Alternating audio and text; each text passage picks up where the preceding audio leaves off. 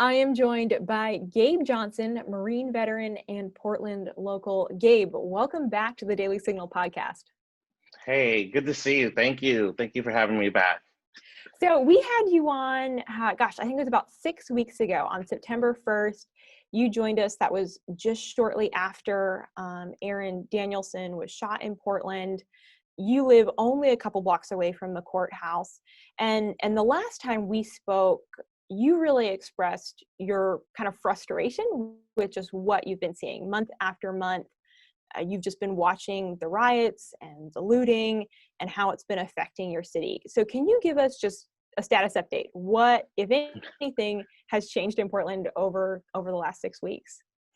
No, nothing's really changed in the sense of there being like resolution or even the city coming forward and stopping some of the nightly riots that we see, which is generally in different pockets of the town, but still going on a nightly basis, some more violent than others. Shootings are becoming more prevalent, whether they're shootings into buildings or a restaurant, which has happened over the last weekend. We're seeing the but the Oregon Heritage Museum was recently vandalized, broken into on the Indigenous Day of I want to say rising or something along those terms, but just another to me more taking over of people of color, whether they're it's events that they're that it really should be, for example, about Indians. So the Indigenous Day, it really should have been about a really focus on their heritage and what they brought to or what they bring to our area, and really kind of celebrating them. Well, instead it's turned into another reason to just riot and shoot. So coming out of that, one of my friends actually sent me a video, and he hasn't made it public, and there's been a lot of news agencies here locally that have been asking him to release it, but he lives right across the park from the Heritage Museum, and literally he's filming a sea of people going by, and this man jumped on his balcony and told him he couldn't film them, and attempted to take his camera, and he threw it inside. And I'm asking him, hey man, why don't you just let me share it for you? But he's afraid for his life because he travels a lot. So the climate hasn't changed. I think it's gotten more violent. You're not seeing it as much on the news, but I think they're more emboldened just to come out and just do what they want, and to attack those who oppose them, or even are just innocent bystanders that want to film. And what are the locals in Portland saying? I mean, do people that live in Portland, that call Portland home, are they okay with what's going on? I think people are really frustrated, but people are really scared, and so fear takes over, and they don't want to say anything. We're really trying to make it safe for people to come out and let us be their voice for them. But that message takes a lot of reinforcement. So what do they do? Yeah. It's a good question. So tell me a little bit about what you all are doing, because you mentioned, kind of being on those front lines and saying to your friend, hey, let me share that video, or, creating a space for people to be able to be honest and have honest conversations. So what are the initiatives that yourself and others are taking to say, hey, we actually need to do something if Portland's going to survive?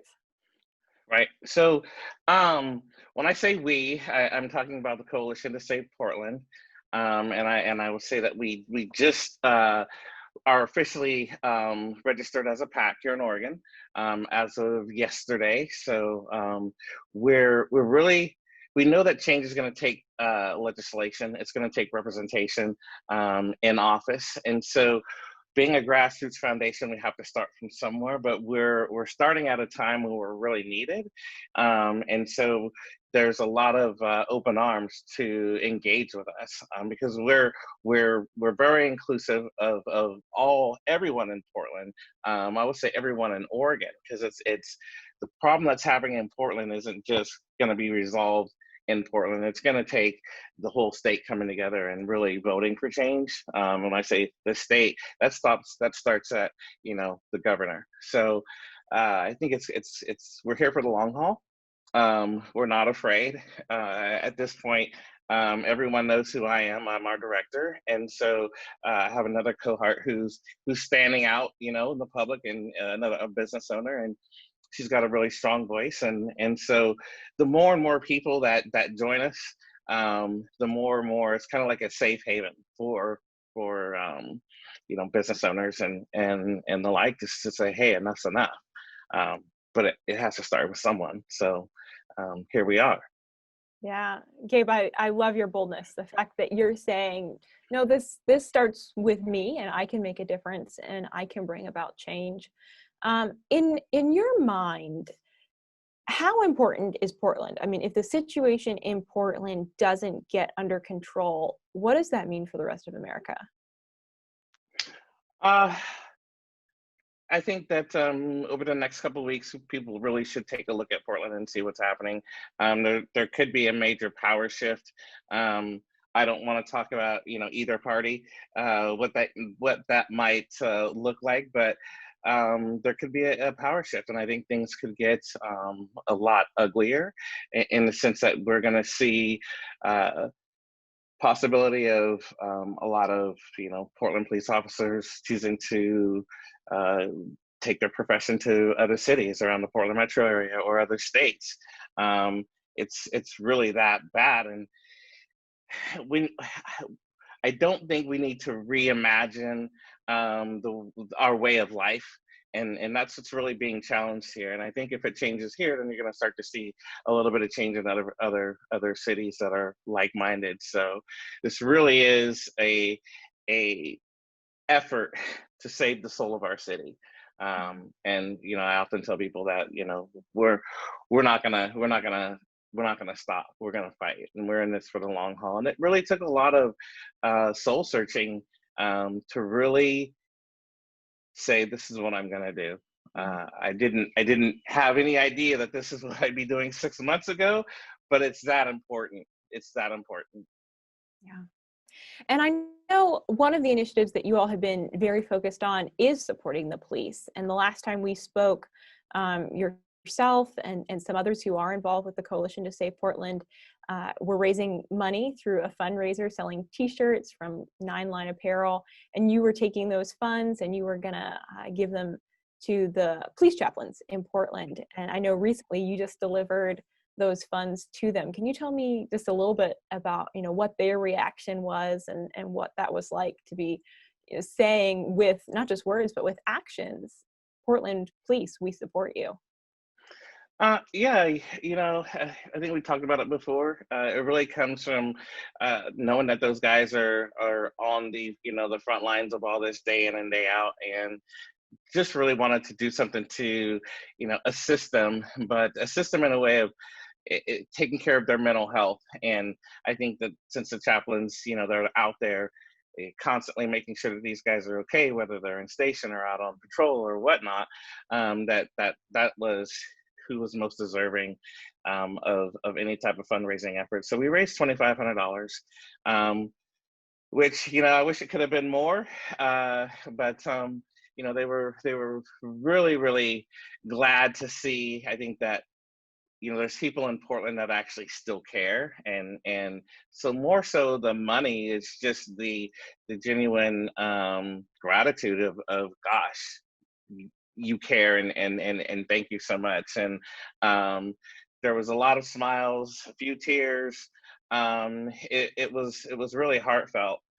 From that, we just met on Monday with the Portland Community Engagement Division, and so they're made up of 5 officers that are very engaged out in the community. And one of the things that kind of really touched me, kind of really hit home with me, was a story that was, and I'll just call him Officer K, because uh, he doesn't want his name out there because he's already getting death threats just for being a police officer, and this is a black officer, and so we're talking about just the inner North and Northeast Portland, which used to be the home for the black community here in Portland, because now really there's silos of blacks. There's no community, and so if you were from here and I were to say, hey, do you know where Alberta Street is? Of course, everybody knows Alberta Street, and everybody knows the staple of restaurants that used to be there and stores and whatnot. And Alberta has been regentrified, and that started back in the 90s. And I should say gentrified because regentrified is not correct, but gentrified and back in the 90s. And so you've had a shift of this community. It's not a black community, it's a white community. And so this officer was driving to his grandparents' house, who happens to still be on Alberta, and he's like, hey, you wouldn't imagine the things that I have to endure day after day after day driving through Northeast Portland. And I'm like, what are you talking about? He's like, yeah, Alberta. And I'm like, okay, well, Alberta's a white neighborhood, right? Uh, and so I'm thinking, it's a lot of, I would say more liberal people who live on Alberta. And so as he's like, well, last week I'm driving down the street, and people are making monkey sounds and making monkey dances and telling me that, hey, you don't belong here, you need to leave this neighborhood. And I'm thinking to myself, a lot of these people are still the people that are out that are protesting, and so about racial injustice, racial equality. When is it okay to be racist to a black police officer? Because he's a police officer, it's like, you know, uh, you can just do anything you want. You can say anything you want. So these are people, right? These are people that have to live in the community, that have to serve in the community, but yet they're getting death threats for doing their job, and that's not right. Wow. Yeah. Well, and I mean, how can we expect an individual that's literally putting their life on the line to want to continue to do that day after day, when all that they're hearing from their community is, verbal abuse, and they're not feeling valued or appreciated? Yeah, yeah. What you're seeing right now is a real crying out for help and support, a genuine crying out from the Portland Police Department, because they know what could possibly be coming, and I think no, no police on the streets, or a very limited amount of police on the streets, is going to greatly affect the livability of Portland. And generally, I've never seen such a outpour of, come join us, come network up with us, let us connect you to other people in the city, than you're seeing from the Portland Police Department, because it's just not coming from City Hall. Yeah. Was there any animosity that you were aware of towards the police before, before March, before all the rioting and looting, or sorry, May, when all the rioting and looting really started? I think in this country, people are raised to fear police. And it's something that, I thought about with my own kids. I taught them that, police are the ones that you need to actually run to and not run away from. And how to interact, because I think it's very important to know how to navigate situations, and knowing that, hey, these people are in a high stress environment all the time. So when you interact with them, just give them a little bit of extra kindness, because generally that will bring them back down. But you really do have to know how to interact with people. A firefighter comes running out of a building that's on fire. He's not going to be calm when he interacts with you, right? he's going to be running right past you. That's how these guys are. They're going from call to call to call. So I think there's a little bit of responsibility just to know how to navigate whatever situation that you're in. So I don't know if I answered your question, but we have some responsibility also.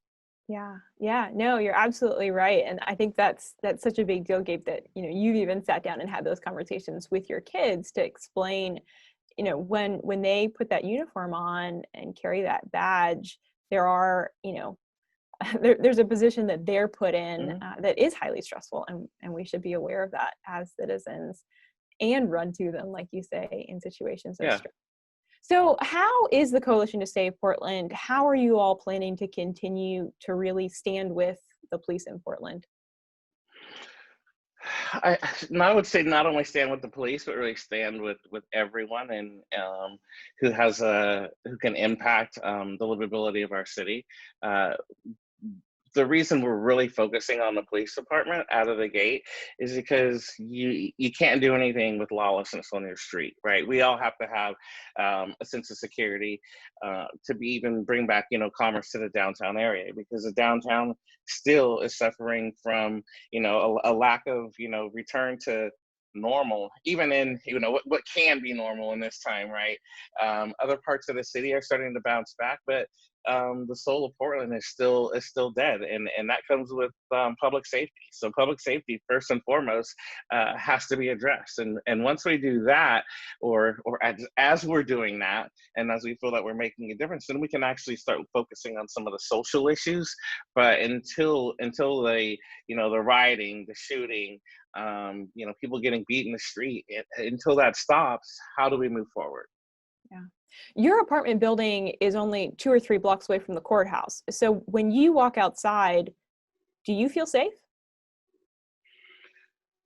I feel safe through my unfortunately through my life experience, through my ability, but my neighbors don't feel safe. My friends don't feel safe. I've gotten a little bit hardened over the last couple of months, just because if I walk to over the weekend, I'm walking to Buffalo Wild Wings with my daughter and her boyfriend, and I happen to have a Stand for Justice t-shirt on, and we walk past some of the Black Lives Matter protesters down there, and first they start yelling at us, "Hey, are you guys Proud Boys?" And then I turn around and they're like, "Oh, it's you," right? But and then so they let us walk on. Uh, it shouldn't be that way, right? And so people that I've grown up with, my best friend, he hasn't been downtown in 4 months. He's just like, hey, Gabe, come to my house. I'm not coming downtown. And I'm like, you've lived here your whole life, right? So there's yeah, people still don't feel safe. Do you have hope for your city that things can change, and that you all like your mission to save Portland, that is something that can happen and that your city can be saved? We're not going to stop until it changes, and so that's something that again, it took a lot of soul searching, not only on my part, but our founding members, to really say, we know that this is a multi-year effort, right? And so we're just getting started, but we're building steam, and until we can bring about change here in Portland, again, through legislation, elected office, then we won't stop. Gabe, really appreciate you joining us once again on the Daily Signal podcast, and thank you for standing up for freedom in your city. Really appreciate it. Hey, thank you for having me on again.